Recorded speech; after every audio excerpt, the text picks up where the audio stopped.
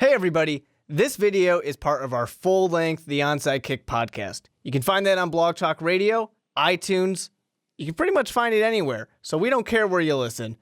Just stick around and check it out. This podcast is brought to you by Most Valuable Podcasts, leading the league in podcasting entertainment.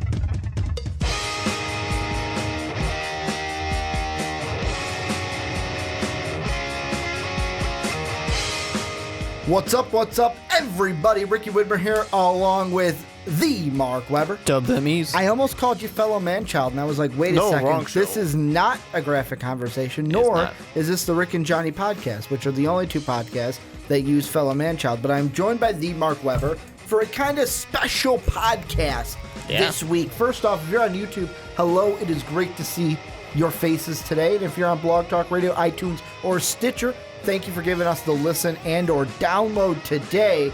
Mark, we're doing a mock draft today. And how we were thinking is we're kind of going through what can we talk about, and we were kind of leaning towards the let's do 3 draft topics.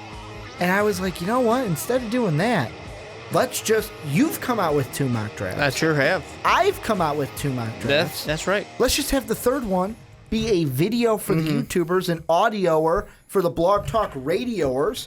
And we could just give our mock draft and opinions right here. So this is our version of the dueling mock draft. It will be 1 round if you're on YouTube, 1 each day in 3 segments. If you're on Blog Talk Radio, you have the whole thing. You're welcome. There you go. So we're going to get right into it. We're going to go right through. We're going to kind of give our picks. We're going to kind of give a little bit of insight here and there when it's needed. This is a pick, Mark, that I think needs no insight. The Browns at number 1.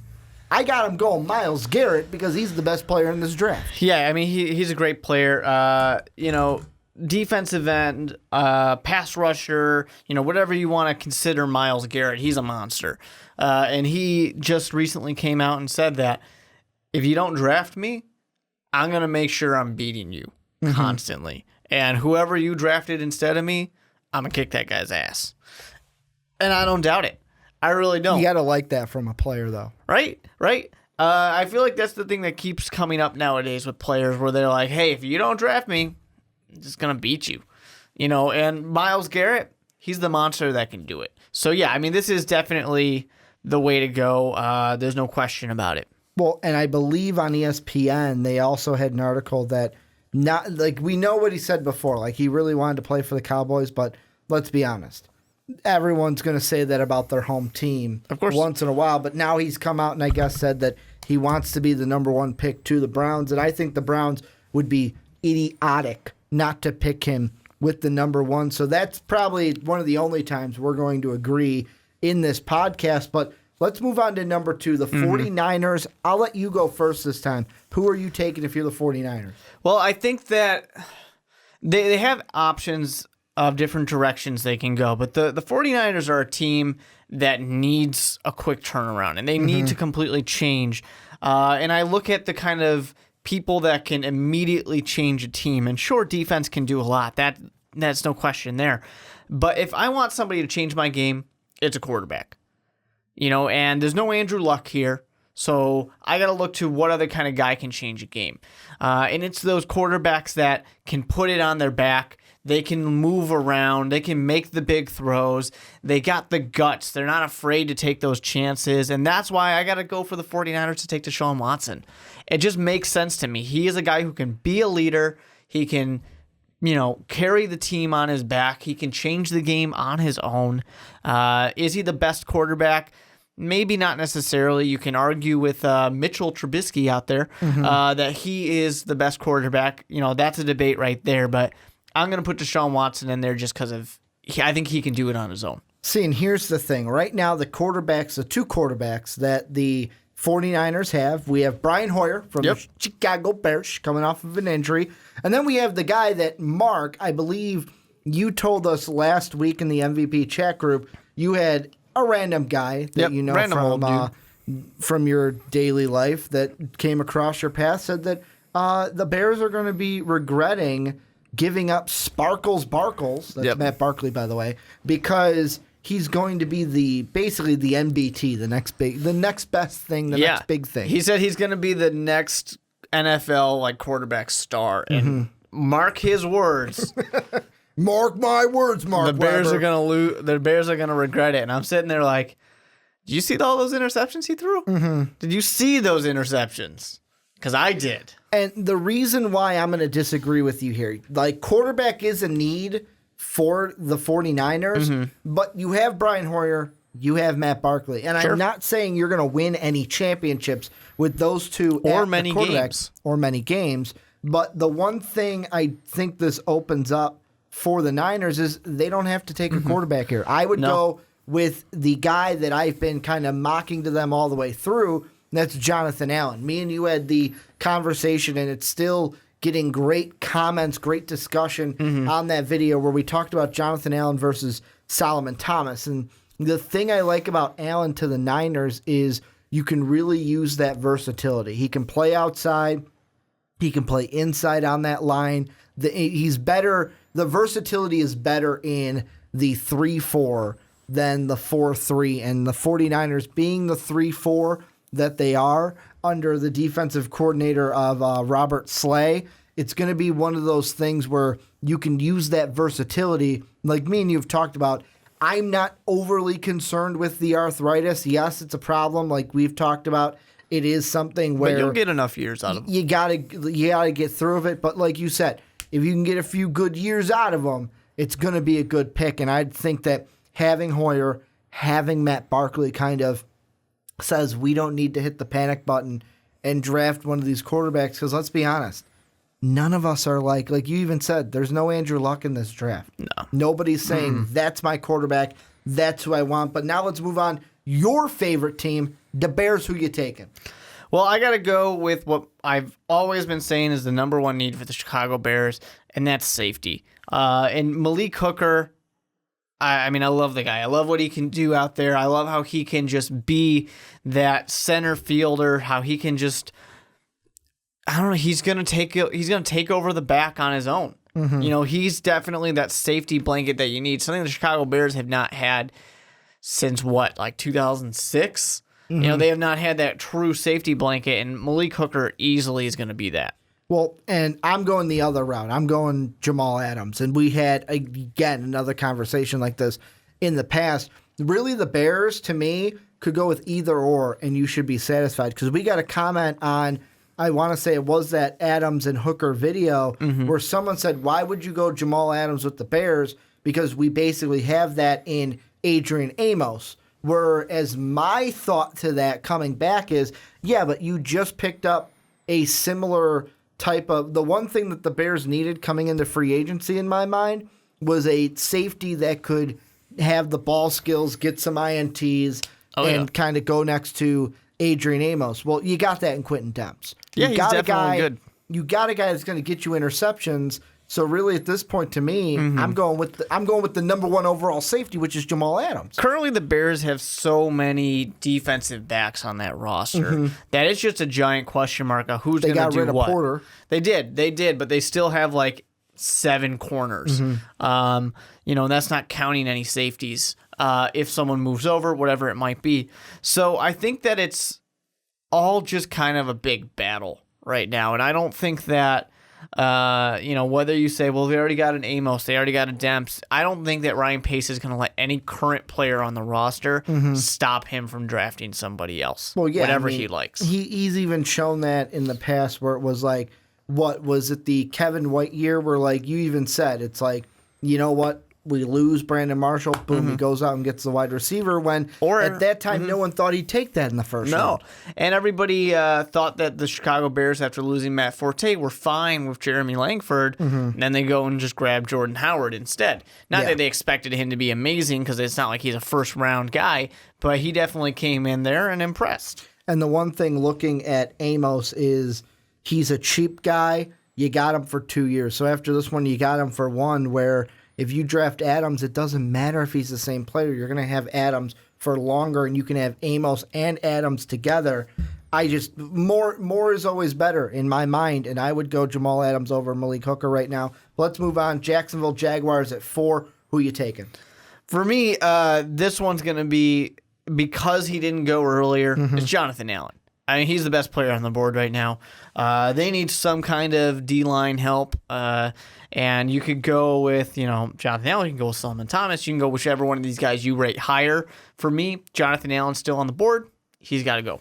This, to me, is a BPA pickup because it's one of those things where I agree with you. The 49er pick is going to affect the Jaguars. The one thing I hate, and I think I mentioned this in the team needs video for the Jaguars, is I hate how everyone's like, oh, whoa, they lost Julius Thomas. O.J. Howard. No, he does Julius Thomas wasn't much in that offense anyway. And it's one thing, let's not push the panic button. O.J. Howard's good, but I think that might be a waste of a top 5 pick on O.J. Howard. Not because of his talent, because of other needs and who's on the board. I look at this and go, Solomon Thomas. And you might be saying, well, Ricky, a pass rusher, a defensive end, that's not one of our top 3 needs. What are you talking about? Well, I look at that, like I said, BPA. Jonathan Allen is gone. You don't need a quarterback like you had the 49ers going with. The best defensive tackle in my mind, Malik McDowell, that would be a stretch. O.J. Howard, that would be a stretch. The only other person I could see them going with is if they wanted to take an offensive tackle, a Cam Robinson, a Ramczyk, a Bowles. But which really even it's then, going to be gonna Robinson. Feel like a reach, It's too. going to feel like it. So that's why I think they go with Thomas and say, you know what, just BPA, let's just get a playmaker on that defense to get after quarterbacks. Well, the thing that you got to think about, too, and it's just such that division, that AFC South, has so many talented quarterbacks that can just kill you. You're almost forced to go and get anything possible that's going to get to these guys because you can't let those offensive lines win. You can't let these quarterbacks have more than 3 seconds to throw the ball. You have to get to them. And I don't care how many pass rushers you got to get. It's not enough. Still, when you're going to be facing guys like Mariota, when you're going to be facing Andrew Luck, a quite possibly newly drafted quarterback over in Houston, you have a lot of these guys you got to face. You got to do something good for them. And, sure, you could go for some defensive backs or something like that, or improve the offensive line, whatever it is that you want to do, but I just think that this is a really good value for them, getting this pass rusher, getting the D-line help here, because there's some really talented guys available for you. And both me and you, different players, but we're hitting that same player, that same type for Jacksonville. What about the Titans, who are drafting where the Rams would be? Yeah, the Titans, to me, I mean, this one's kind of an easy one. They have a few needs, of course, and they have different ways they can go. Corner has not been drafted yet, so they could go that way, but wide receiver also wasn't drafted. To me, when you're early on, and I know that they're, just barely in this top 5, but when you're in the top 5, you need someone that's going to make a difference, whether that's throwing touchdowns, catching touchdowns, sacking quarterbacks, whatever it might be. So corner, sure, that would be great, but I don't know about it in the top 5. I want somebody who's going to make highlights, catch those touchdowns from Mariota, and that's why I want them going with Corey Davis, my personal favorite of the wide receivers in the draft. I love what I see out of Corey Davis. Sure, small school, people want to harp on that a lot of the time, but you know what? I think he's going to do great things with Mariota. I like Corey Davis as well. This is, like I said, one of the few times we're going to agree today on the podcast. And to me, it comes down to one of the things. The Titans have 2 picks. The 2 picks that they have to work with. They're working with, I want to say, the 5th pick right now. And then they're working with the 18th pick, I believe. Yeah, the 18th pick in the draft that they would have been their own pick. And to me, it comes down to this. They're both big needs, cornerback and wide receiver. Which one will be more readily available is what I'll say at 18. Not wide receiver. I'm going to give you a spoiler alert right now, and this will be a spoiler alert for the rest of the draft. Mike Williams and John Ross don't make it to 18 in this mock draft for me. Which shouldn't be surprising. Don't get there. Do not get there. That's why I have them saying, hey, let's go Corey Davis now. Like I said, I agree with Mark. He's, to me, the number 1 wide receiver. Let's look at cornerback later. There's a ton of them. And even if we don't like a cornerback at 18 and we go BPA, we can get a corner in later rounds even that could help us. But really, I think the 2 first-round picks should be wide receiver and cornerback. How about the Jets? Do we have a quarterback come off the board here, Mark? Yeah, I think so. For the Jets, I mean, sure, there's multiple needs, but I always talk about that defense is better than people think it is. And the offense has so many available weapons there that I think you just need that quarterback. And it's maybe not the best situation for a quarterback to fall into, especially with guys who might need a little bit more experience and they don't necessarily have that great veteran there to help them out, help them learn. But I think that getting Mitchell Trubisky, I had to say Mitchell. Not Mitch? Not Mitch. Not my Mike? good buddy Mitch. Not my good buddy Mike. Called him Mike once. That was Mike great. Trubisky. I think that this is going to be, it's got to be the way to go because sure, they can wait till later to address the quarterback, but the Jets are in a position where they are not going to be able to get over that hump unless they get a quarterback. This is a tough pick for me. And the reason why is because part of me wanted to make them go cornerback. I am not sold that they will not go cornerback when they get to this pick, but I got to go in quarterback. I got them going Marshon Lattimore The other on the way around. defensive side because it's one of those things where I see him just saying, hey, we just got a cornerback from the Cowboys. Let's get a cornerback in the draft. We've got Hackenberg. Let's see what he can do. And you want to know what? And here's the thing that not a lot of people are going to want to hear, but I'm going to say it. That Hackenberg is going to be allowed to throw the football? That. But besides that, the Giants also think Geno Smith is the heir apparent to Eli Manning. So there's that too. But the thing that is not the popular opinion, hashtag unpopular opinion, is so you let Hackenberg play. You get a guy like Lattimore. You let Hackenberg play. You suck and you get a top 5 pick. Get a quarterback next year. Get a quarterback next year because the quarterbacks next year, there are going to be so many of them. There's going to be a lot more of them than there are right now, probably. And I think that this is me speculating a little bit, but yeah. I think next year's quarterback class is going to be a lot better than the one that we see this year. I'm not sold on any of the cornerbacks, or quarterbacks, so that's why I go cornerback. Got to really enunciate there. Yeah, one of the poor decisions made by the NFL, the football gods. Yeah, the when they quarterback and the decided cornerback. position names. But what about the Chargers? Let's move on to the Chargers. Well, the Chargers, to me, one of the big issues that they, of course, have is the offensive line. It's something that definitely needs to be addressed when you have an older quarterback. You don't want him to get hurt. You don't want his career to get ended early. You got to protect him, and that's why Cam Robinson, it's time. It's time for him to come off the board. First offensive lineman of the day. I almost went the same route. I almost honestly had him take a quarterback. Now I want to flip and say cornerback. No, I almost had him take a quarterback. It was, to me, quarterback or wide receiver were the two big ones because the thing with the Chargers is Keenan Allen's been injured a lot, and it's one of those things where the injury, it's one of those, do we take a guy like Mike Williams just in case Keenan Allen Hey, totally possible that he injured. does get hurt. But if he doesn't, then we have both of them. I went away from that, and I said, you know what? This is another BPA pickup. Malik Hooker is still on the board. Let's take Hooker. Let's beef up that secondary, and then we will hit an actual need with our next pick later in the draft. Not bad for sure. I mean, getting that safety help would be great for the Chargers. The Chargers are just unfortunately that team that kind of underperforms every year. But unfortunately for me, even though the Phillip Rivers does well to drive that offense, the running game was not what it should have been last year. And I just think that there's... Well, Melvin Gordon had a better year last year than he did his rookie year. Yeah, but you still have all these high expectations from taking that running back in the first round that you're still not living up to. That Mel Kiper tells you every day you shouldn't. Yeah, right. And you know what? Hey, Mel's got some points every now and then. I just think that, that offensive line help is the thing that's going to help you get there, especially after losing some pieces in the offseason. Which actually leads me to the next pick, the Panthers. I got them going to Leonard Fournette. I got them going first running back off the board. And to me, this is going to be the pick that kind of solidifies the future of Jonathan Stewart. I mean, he's a guy that, of course, everyone's like, okay, the contract's getting there.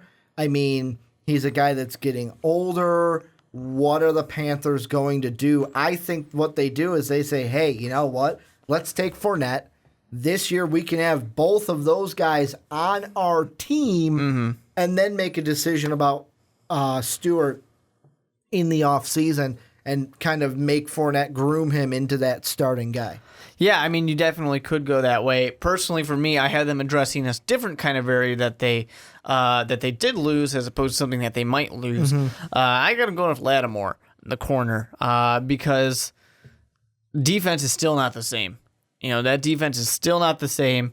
You got to do something out there and hope that you can, fill this gaping hole that was left. And for nobody to blame but your own organization in this situation.